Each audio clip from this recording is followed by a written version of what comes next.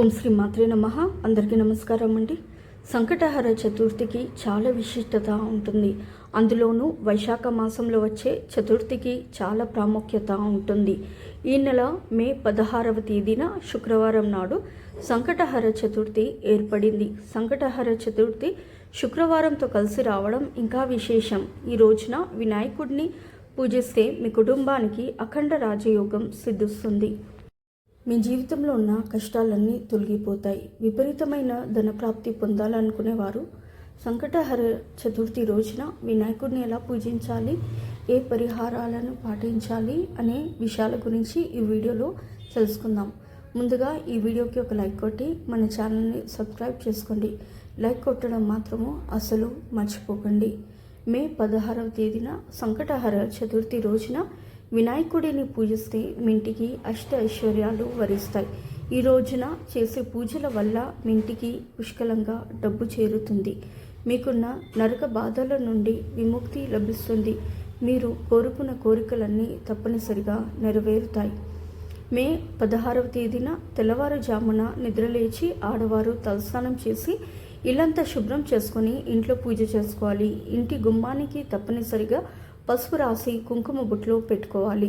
పూజ గదిలో ఉన్న వినాయకుని చిత్రపటాన్ని ఎరుపు రంగు పుష్పాలతో లేదా తెలుపు రంగు పుష్పాలతో అలంకరించుకొని పూజ కోసం సిద్ధమవ్వాలి. గణపతి పూజలో ఎరుపు రంగు పుష్పాలను సమర్పిస్తే ప్రతి పనిలో విజయాలు సాధిస్తారు. మరి ముఖ్యంగా గన్నేరు పూలతో కానీ మందార పూలతో కానీ వినాయకుడిని పూజిస్తే మీ కుటుంబానికి సిరి సంపదలు లభిస్తాయి. ఇక తెలుపు రంగు పుష్పాలతో వినాయకుడిని పూజిస్తే దీర్ఘకాలిక అనారోగ్య సమస్యలన్నీ తీరిపోతాయి. ఇంట్లో పూజ ప్రారంభించే ముందు పూజ గదిలో కొన్ని అక్షింతలను సిద్ధం చేసుకోండి. అలాగే పూజ గదిలో ఒక ముగ్గు వేసి వినాయకుని ముందు దీపారాధన చేయాలి. దీపం కుందులో ఆవు నెయ్యి కానీ నువ్వుల నూనె కానీ పోసి 6 వత్తులను వేసి దీపం వెలిగించాలి. పూజ గదిలో దీపం వెలిగించగానే ముందుగా దీపానికి నమస్కారం చేసుకొని దీపం దగ్గర ఒక పువ్వు పెట్టాలి. ఈ విధంగా పూజ గదిలో ఒక దీపం వెలిగించి గణపతి పటం ముందు ఒక ఎర్రటి వస్త్రాన్ని పరిచి అందులో 3 గుప్పెల బియ్యం, 2 వక్కలు, 2 ఎండు ఖర్జూరాలు, అలాగే 11 రూపాయల బిళ్ళలను వేసి వినాయకుడికి ముడుపు కట్టాలి. వినాయకుడికి ముడుపు కట్టేటప్పుడు మీ మనసులో మీ కోరికలన్నీ చెప్పుకుంటూ 3 ముళ్ళు వేసి ముడుపు కట్టాలి. ఈ ముడుపును గణపతి పటం ముందే ఉంచాలి. ఈ విధంగా ముడుపు కట్టి ముడుపుకు నమస్కారం చేసి ఓం గం గణపతి నమః అనే మంత్రాన్ని 108 సార్లు జపించాలి. వినాయకుడికి నైవేద్యంగా అటుకులు, ఉండ్రాలు, అలాగే జామ పండును నివేదించవచ్చు. ఇవన్నీ నివేదించలేని వారు గణపతికి నైవేద్యంగా ఒక చిన్న బెల్లం ముక్కను నివేదించినా సరిపోతుంది. చివరగా గణపతికి హారతినిచ్చి నైవేద్యాన్ని ఆవాహనం చేసి గణపతికి అలాగే ముడుపుకు సాంబ్రాణి ధూపం వేసి గణపతికి నమస్కారం చేసుకుంటూ 3 ప్రదక్షిణాలు చేయాలి. ఇలా ప్రదక్షిణాలు చేసిన తర్వాత పూజ గదిలో ఉన్న అక్షింతలను తీసి మీ తలపైన వేసుకోండి. ఉదయం ఈ విధంగా ఇంట్లో పూజ చేసి సాయంత్రం సమయంలో మళ్ళీ స్నానం చేసి మీ పూజ గదిలో ఒక దీపం వెలిగించి గణపతికి ముందున్న ముడుపును ఇప్పతీసి ఆ ముడుపులో ఉన్న బియ్యంతో పరమన్నం తయారు చేసి గణపతికి నైవేద్యంగా సమర్పించాలి. ఈ సంకటహర చతుర్థి రోజున ఇంట్లో ఈ గణపతి వ్రతాన్ని ఆచరించిన వారికి వినాయకుడి ఆశీర్వాదం ఎల్లవేళలా ఉంటుంది. మీ కుటుంబానికి తరతరాల తరగని ఐశ్వర్యం ప్రాప్తిస్తుంది. గణపతికి అత్యంత ప్రీతికరమైన వాటిలో గరిక ఒకటి. కాబట్టి ఈ సంకటహర చతుర్థి రోజున ఇంట్లో ఎలాంటి పూజలు చేయలేని వారు 21 గరిక ఆకులను తీసుకువచ్చి వాటిని శుభ్రంగా కడిగి ఆ గరికను గణపతికి సమర్పించి మీ మనసులో ఏదైనా కోరుకోండి. కోరిన కోరికలన్నీ ఖచ్చితంగా నెరవేరుతాయి.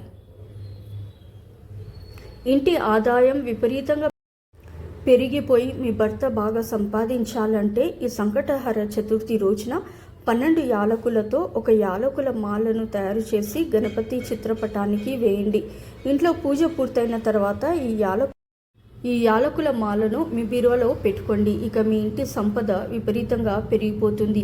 ఈ వ్రతాన్ని ఆచరించేవారు మధ్యాహ్న సమయంలో అస్సలు నిద్రపోకూడదు.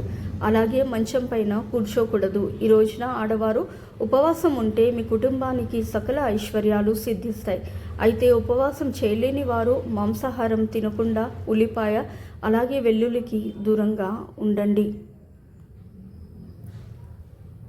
ఇక ఈ రోజున ఉపవాసం ఉండేవారు సాయంత్రం చంద్రుడిని చూసిన తర్వాతే మీ ఉపవాసాన్ని విరమించాలి. ఈ రోజున రాత్రి నిద్రపోయే ముందు ఆడవారు తప్పనిసరిగా కుంకుమ బొట్టు పెట్టుకొని నిద్రించాలి.